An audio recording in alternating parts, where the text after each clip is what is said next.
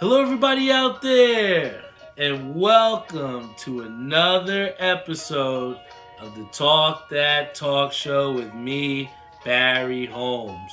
We are here for our 218th episode of the Talk That Talk Show. I want to give a big shout out to our boy Tony Marmatakis tuning in on our Instagram live stream, and also everyone that's tuned in on our YouTube and our Facebook live stream. I've missed you guys so much since I've spent the week away.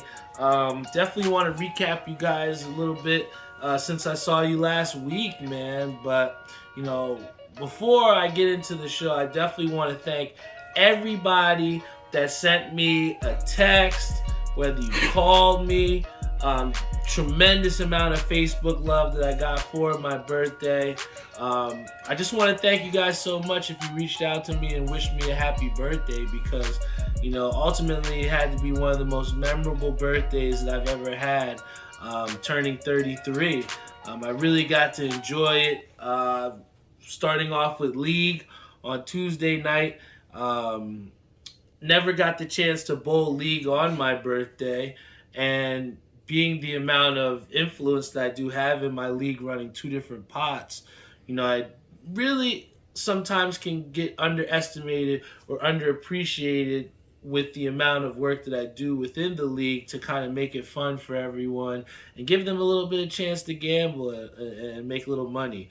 But with the amount of support that I saw from people in the bowling alley, Lenny wound up bringing me a couple cakes. Doc got balloons, and everyone, a couple people got me shots. And it was just a great time to just enjoy. Pretty much have, how like when you're younger, some guys or some kids would have the bowling birthday parties. It felt like, for my 33rd, we had an adult bowling birthday party that we didn't even have to plan for because we were all there for league. So, thank you to everyone who got me a shot, a drink, spent some time with me in the parking lot hanging out. And then right after that, I was on the flight. And it was pretty cool to just wake up not even a couple hours later and be on a flight to Reno. And, I think there was a lot of nervousness that went into that flight at first because, there's always a little bit of nerves going to a place where you've never been to before.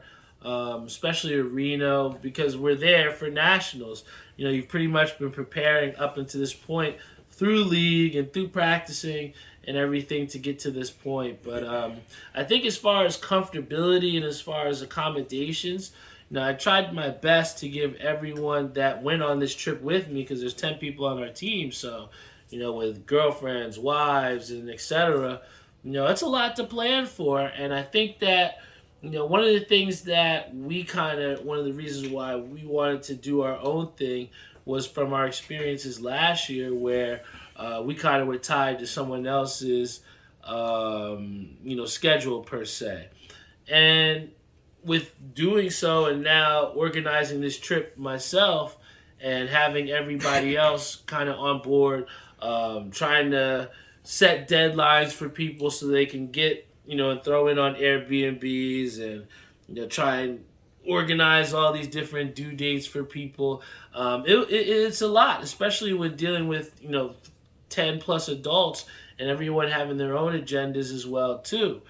But ultimately, we were able to, get this Reno situation on board amidst some cancellations and some schedule configurations, but we got it done.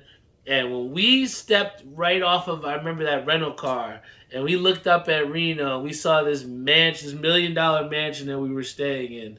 We were like, wow. I think that was the first thing Dad said. Was like, wow, this place is really nice. And then, for a lot of the time, we were in the backyard, and the backyard had just, had a lot of seating for everybody. I think one of the things that I really enjoyed, and I think that everyone should do if you're organizing a big trip with a lot of people, send the females and send one responsible male to go to Walmart and do the grocery shopping for the trip. Because what I think was is that with everyone kind of putting in and getting their sense and saying, hey, this is what I want to eat, this is what I don't want to eat, and being sensible about it the first time, um, we were all able to chip in and pay $31, and we had unlimited drinks. We had two dinners both nights that were fantastic, and we had literally not much left to bring with us, you know? And I thought that to be able to go out, because when you go out, whether you're in Reno, Atlanta, any city, you're gonna spend money when you're out and eating dinner. So for us to be able to sit and eat as a family, as a unit, save a little bit of bucks while we're on vacation. I think that family dinner that we had, it really helped as far as that cohesion or going into bowling nationals, which we needed to have 1,000% of our concentration on. So, that was awesome. And then going into nationals, it was a lot playable than we thought for a team event. I think that a lot of the errors came on the spare side of things and just mental mistakes. But I was, happy with the performance that, our teammates were able to put forth and that I was able to put out there. I did not cash this year in brackets, but, everything's a learning experience. Last year, I had, some of the best sets ever, and I did that at the highest stage. I was able to cash out, but this year was my dad's chance. He cashed out. He bowled really well, but, the toughest part of nationals for me was that singles and doubles shot. It was extremely difficult because any minuscule error that you had, it was just exemplified to the maximum. And really, it gave me an idea, and it kind of was a litmus test for me to understand what I needed to do to improve my game moving forward. And what I saw was is that I needed to have some consistency swinging the lanes from left to right. So, even though I didn't per se put the scores up that I wanted to, I just took it as a great learning experience. It's something that you don't get too often, to be able to bowl in the National Bowling Stadium and walking out, and we're all wearing Do It For Doc jerseys because Doc was our inspiration, being that she was literally almost dead off the table. You know what I'm saying? To be able to support us at the national stage. That was the whole embodiment of why we had to Do It For Doc song. Now, shit, my scores might not have been for Doc, but the learning experiences that I took from nationals, even though at the toughest part, I was struggling, but Dad said he was proud of me because I never quit. I continued to try and move and figure things out. And I think that it's character building when you experience a tremendous amount of failure, and it kind of shapes and molds you for your next experiences. And some of those first sets that I had after coming back from nationals, I had a fairly easier time bowling because it just seemed like everything was just so wide open. So, for anyone out there that has not bowled at nationals, the advice that I would give to you is try not to get frustrated out there. I know it's so easy to say, and I say that to myself, but you have to go in there with an open mind and think that this sport shot is designed for me to miss. Now, granted, if you want to have success, I think the biggest thing that a lot of us did was kind of just slow our approach down and just take our time. If I had like a miss, I went to go take a walk, recollect myself. But there is no shot clock in bowling, and I think that oftentimes people try to rush to the line to make up for the mistakes they made in the last frame. But really, it's just shot for shot.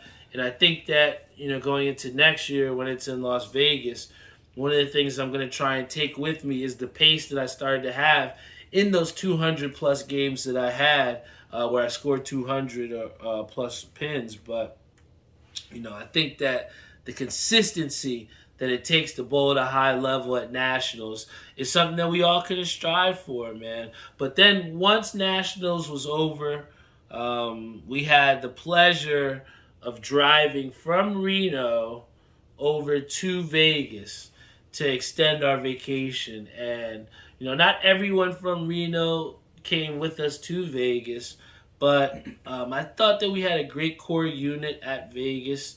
Um, I think one of the things that a lot of people respected or ultimately saw about me and Doc was that we weren't afraid to voice the things that we wanted to do, and we weren't afraid to get up early to do the things that we wanted to do. And what we saw was on the trip, some people didn't exactly have the most time that they wanted to do certain things because some of those times were spent sleeping in. And I think that, with Doc holding me accountable and me trying to hold her accountable, like, oh, hey, it's 8 o'clock. Hey, it's 7:30. If we want to do this, we got to get out. So I think when you're on vacation, if you're not having a set schedule, I think the biggest thing to try and fit as many things in that you want to do is not sleeping in. I know it's hard if you're going out late the night before, but if you try and get up a little bit early, you'll get a lot of things done or that you want to do. And because we got up early, we got to see Lake Tahoe when we were in Reno, and that was one of the dopest experiences, being out there in nature and seeing the water flowing and seeing the scenic views and the backgrounds of mountains and beautiful evergreen trees. Now, I can't tell you the effect that had and that tranquility that it put on all of us on that trip. Because when you go outside here in New Jersey, you don't see mountains. Most of the times it's clouds. And I remember it went about 15 or 17 hours before we even saw a fucking cloud, man. The West Coast is beautiful. But at the same time, you also have this understanding and appreciation for what the East Coast has to present itself as well, too. But, getting up early and I think also expressing, what we did and did not want to do. I remember one of the first things we did was go to Fremont Street.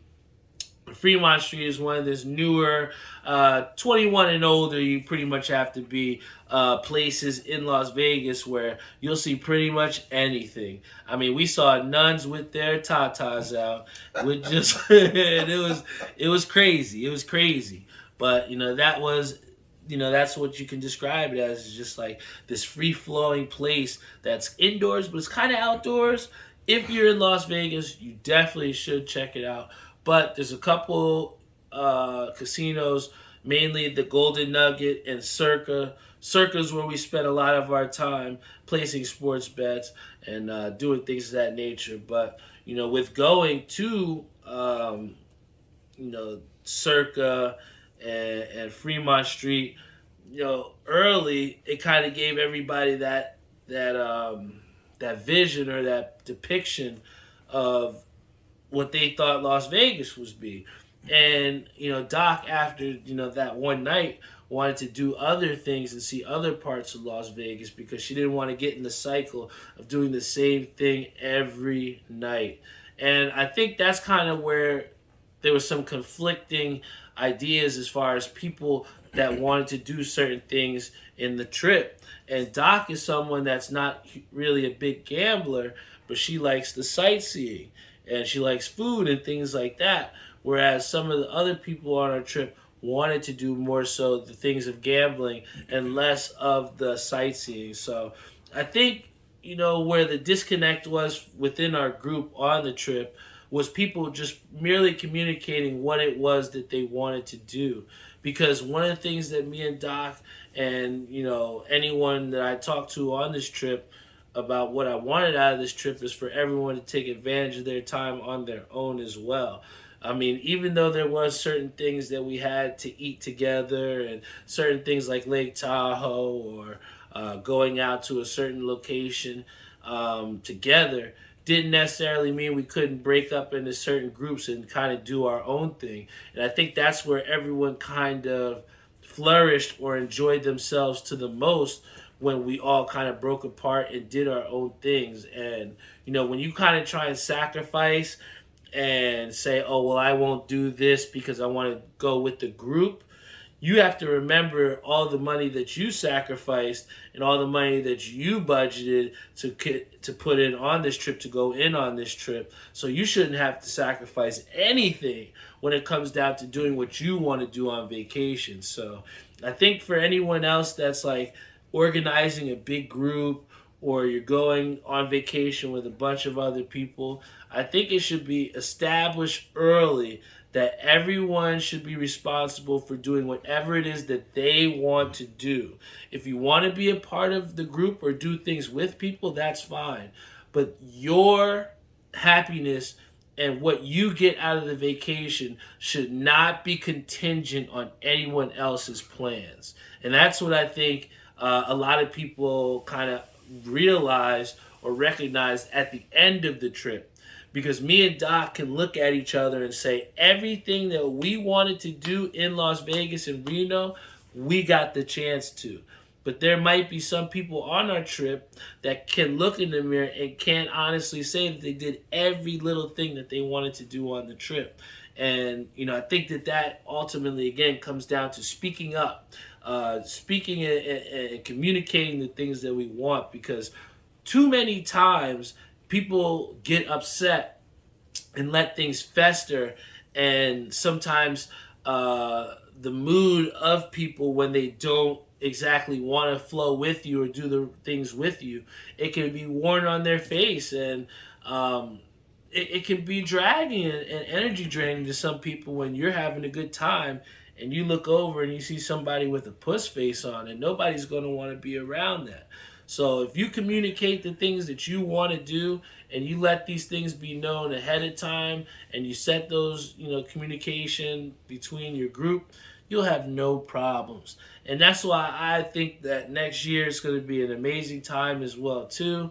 Anyone that wants to come down on this trip with us, they can reach out to me directly. And I think it's going to be an annual tradition that we've now done 2 years in a row, Pops, and I think it's been better each year. So we've set some high expectations for ourselves after this year, but in flying back, aside from missing the dryness of being out there and the 0% humidity, I was ready and prepared to come back here because I felt like being out west and going on vacation and going through nationals, it kind of just was that trial by fire that I needed, and that relaxation. I mean, one of the things that I kind of realized was that being out there and seeing the opportunity to go in the pool freely and do night swimming and doing all those things, I was like, damn, if I get a place, I gotta have a pool or something, because it was just that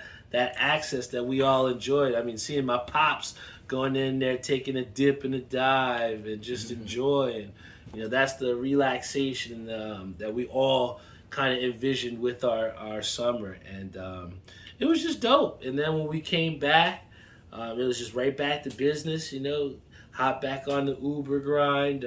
Me and Doc actually got a chance to go to the beach. First time, actually, in New Jersey beaches this summer. And it was kind of packed, but Long Branch was cool. We had an amazing time. We kind of said to each other we kind of want to put some more times in place so that we can go to the beach a little bit more, because the summer is almost done. I mean, literally, right like this, with the snap of our fingers, we're already at the end of July, and just a month left, and you'll be right back into September. And a lot of us have school jobs or those seasonal jobs. You're right back into the swing of things. So I think to end this summer, I just want to continue to create positive, I guess you could say positive routines. So I just want to really stress the importance within myself for the physical and mental health. I really want to make sure that I'm doing the things or putting the things in place to make sure that I am in the gym and I'm maximizing my time in the gym, making time for the gym, bringing along Doc as well too, holding her accountable, watching some of the things that we're eating, not overeating, watching the water intake, making sure we're drinking a lot of water, staying hydrated, just controlling the things that we can and kind of creating and mapping out the successful path through the consistency and those little changes within our life. And I think that that's really going to help us to close out the summer the right way and go into the, close out the year the right way as well, too. I did see some things in the sports world. First and foremost, I think that, the biggest headlines, if you're a Mets fan, I got a Mets hat on right now, but seeing that Max Scherzer gets traded to the Texas Rangers for Ronald Acuna's brother, which is pretty much an MILB prospect. If you ask me, I say good riddance. I was in Citi Field when, Max Scherzer had his chance to win the Mets faithful. He had the chance to etch himself as a true Metropolitan. He had the chance. Everything that we had paid him in the marketing of Max Scherzer, the big game showmanship that we looked for from Max Scherzer, he had his opportunity, and he gave us a big time flop where in a playoff game he can't even give me a quality start, where we're booing him off the field at home in a playoff wild card game. That is what I remember from Max Scherzer. And I think that for Mets faithful, it didn't matter what Max Scherzer did this year. That depiction of him getting booed off of Citi Field, and which pretty much was a deciding factor of our playoff run, that is what we have from Max Scherzer. And his regular season output, it just wasn't worth it. It wasn't worth the big price tag. So even though we have to pay this guy $22-something million just to go to another team, I'd rather do that than have someone that's not 100% all in. Have someone that's already thinking about the next move before he worries about getting to a postseason run here. Because nobody's saying that the Mets are out of this. I think I checked last time, it was about a 7.5 game gap between them and a wild card spot. But it's going to take everyone within that clubhouse to be 1,000% invested. And I don't think any one of us can look and say that Max Scherzer was 1,000% invested in being a Metropolitan for a long-term time. And maybe we can conflict on that, but when you look at the highest stage, his defining moment of why we brought him here to win these big games, he crumbled. And that's why I think that he is best suited for someone like Texas, because not everyone can pitch in New York. It ain't pitching in Washington in an NLCS game. You pitch in New York City in Citi Field with a bunch of hungry and starving Mets fans wearing all black, chanting your name, and you can't even get out of the fifth inning. Get the hell out of here. Go to Texas. I'm done with it. And you know what? I'll say this. The Mets have a lot of big-time changes to do in the offseason. With them being sellers now, there is going to be a tremendous amount of pressure on Uncle Stevie Cohen, because if the Mets have the biggest payroll in the MLB, and in that same year you are sellers, and if you don't think that you don't make this team hopefully to the playoffs next season, you will lose a lot of those faithful that you had and that you got buying a Super Bowl commercial for the New York Mets. I think a lot of the marketing of the hope that was instilled within our fan base, you get a check mark for that. But you gotta win games. And if you look at the division that we're in, you can arguably say this is the best division in the National League. Aside from maybe the NL West, which is starting to pick back up. But you look at that NL East, the Phillies, the Marlins, and the Braves. They've all gotten better. And that's after the Braves have had the World Series championship that they did last year. They still got better. So if you're looking at it and you're looking at it from a numbers standpoint and the numbers don't match the production for this Mets club, you really have to look in the offseason to what can bolster this team. Because I think that, what they do towards the end of this season and what they will do to get into that, the free agency period and what they're going to do to try and get some new pieces, trade some new pieces, I think that the window might be tremendously shrinking on this New York Mets team, and you may start to see some other familiar faces get sold as well too, unfortunately. So this right here, Max Scherzer being traded, this is for me the calm before the storm. Does that make sense? And then finally, the biggest sporting event of the entire sports world. I wish I would have flown out a week later for this. Terence Crawford and Errol Spence. Can I tell you the amount of people that have been telling me that Errol Spence was too big for Bud Crawford? Can I tell you the amount of people that said that Errol Spence had too much power for Terence Crawford?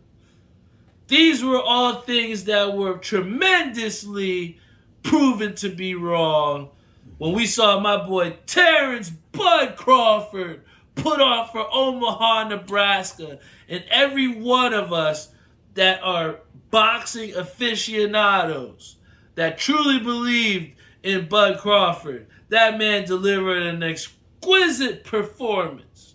And what I'll say is this, Stan the Man. This guy, Terence Crawford, is arguably one of the best boxers, and you have to put him up there with maybe a potentially a Floyd Mayweather. Because what I'll say is this. This man, Terence Crawford, is pound for pound one of the best boxers for a reason. Errol Spence had all of the other belts to prevent him from unifying. All right? And what my boy Terence Crawford showed is that there are levels to boxing. And Terence Crawford is at another level of his own. I think that the way that he prepares, the way he conducts himself, if you listen to that interview with Jim Gray before he came out there, and I mean, how can you lose when you come out to Eminem? You would be a tremendous flop if you go out and you lose when you got Eminem on your side. I mean, Terence Crawford, with the technicality and brutality that he fought with, it made things a lot tougher for Errol Spence. And Stan the Man says Muhammad Ali is the greatest, and that is 100% true. But unfortunately for a lot of people of our generation, whether you're the baby boomers, Gen Z, whatever the case may be, these newer generation boxing fans have not had the chance to watch the likes of a Joe Louis, a Muhammad Ali, a Mickey Ward. These guys that, kind of defined and created their own narrative within boxing. But for our generation of boxing fans, I can remember being with Carl at his house, streaming these boxing fights with Terence Crawford and literally watching him demolish these dudes left and right. It's a sense of brutality that Terence Crawford, fights with that makes him one of the greatest of all time. You talk about walking through fire. My boy Errol Spence, he walked through hell. And he almost didn't make it back. Because I tell you what, his head was dribbling, from what Terence, Crawford was doing. And he was hitting him with that jab. And every time he would try and come through, he's hitting him with that counter right or that counter left. And I think that the counterattack game of Terence Crawford is what stands him and Errol Spence apart from each other. Because there was times where Errol Spence was tagging him, but it just didn't look like enough damage was done. When you look at, Bud Crawford's face, he looked like he could have went out there and filmed a photo shoot for GQ. He had no damage on his face. And you look at Errol Spence, and this man looked like he was fighting Goro from Mortal Kombat. I'll tell you this, guys. The iron chin, the mental fortitude, and the preparation of Bud Crawford is what stands him apart tremendously. Now, that's not to say that Errol Spence is not a great fighter. Guys, Errol Spence will go down as a legend in his own regard. I am not, by this message, shitting on Errol Spence by any way. I want you guys to completely understand what I'm saying. What I'm saying is there are tremendous levels to this game of boxing. And you don't play boxing. That's one thing they say. You don't play boxing. Right? And what Terence Crawford does is he makes sure you ensures that you know that there is no playing in boxing. Every punch that you feel from Terence Crawford will immobilize you and restructure your face. That's what we saw happen. We had a great quote. I think Mike Tyson says it. Everybody has a plan till they get punched in the face. I can promise you this. Errol Spence had every preparation possible, and he probably had the perfect game plan to try and take out Bud Crawford.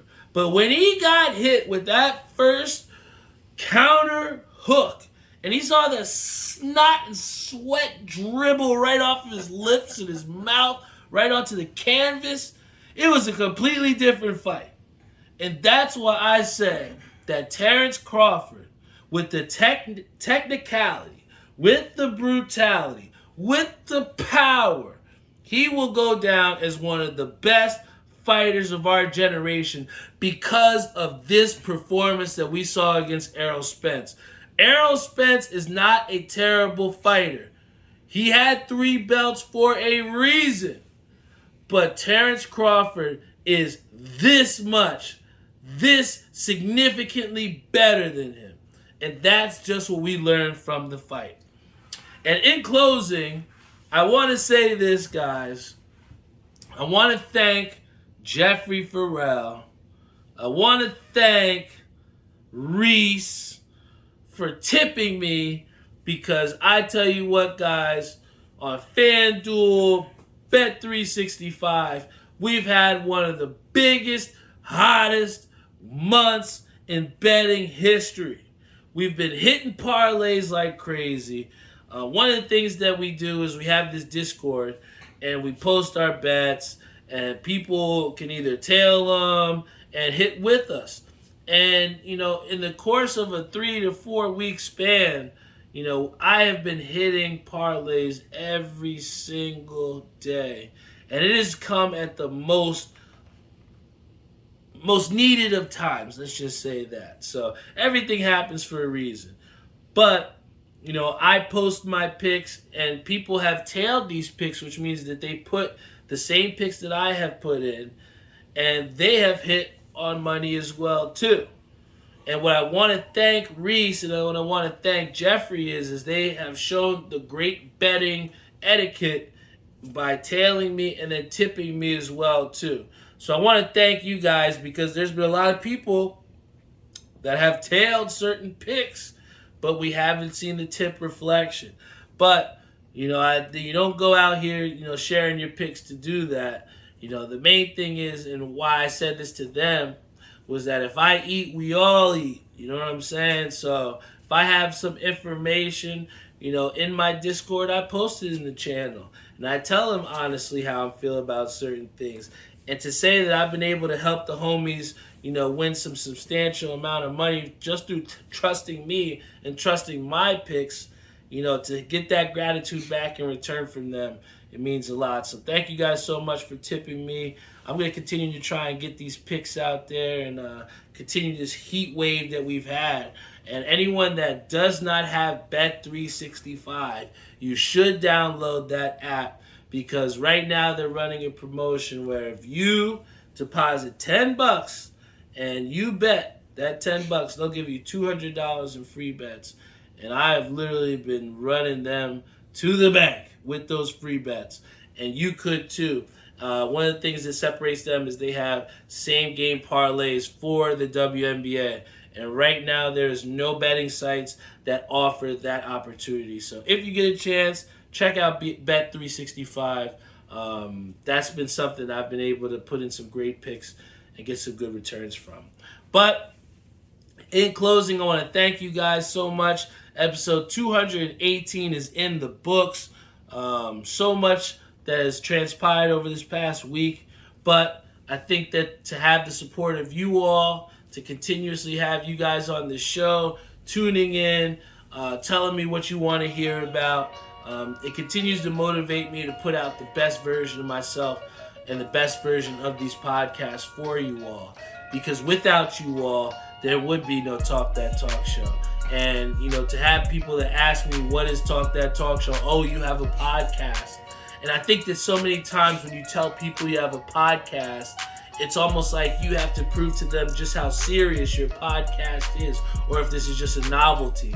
But when you tell people, or when you rock that shirt and you have people that ask you about Talk That Talk Show, and you can tell them that there's 218 episodes, it instantly gives validity and shows that we're going to be here for a very long time. So thank you so much to Tim Sikoria, Chris Shank Jr., Andres Martinez, Ishabad Crane, Jeff Farrell, Big Al. If it wasn't for you guys tuning in each and every week, I would not have a place to go on air and share my life with you guys. So thank you guys so much. We're back on regularly scheduled programming, so I will see you all next week.